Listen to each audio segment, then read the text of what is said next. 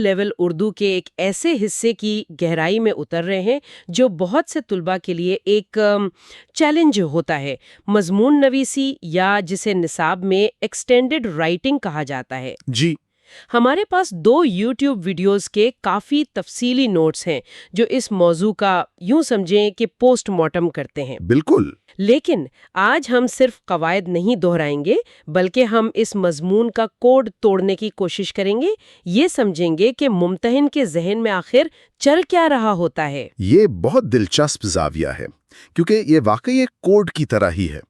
کچھ اصول ہیں، کچھ چھپے ہوئے اشارے ہیں، اور اگر آپ انہیں سمجھ جائیں تو آپ ایک ایسا مضمون لکھ سکتے ہیں جو نہ صرف آپ کے علم کو ظاہر کرے بلکہ ممتحن کو متاثر بھی کرے۔ بالکل، مقصد صرف 200 الفاظ لکھنا نہیں ہے۔ نہیں، بالکل نہیں۔ ان 200 الفاظ میں اپنی سوچ، اپنی زبان دانی اور اپنے استدلال کی طاقت دکھانی ہے۔ تو شروع کرتے ہیں؟ چلیں شروع کرتے ہیں۔ تو پہلا سوال تو یہی ہے کہ یہ ایکسٹینڈڈ رائٹنگ آخر ہے کیا؟ مطلب ذرائع بتاتے ہیں کہ پرچہ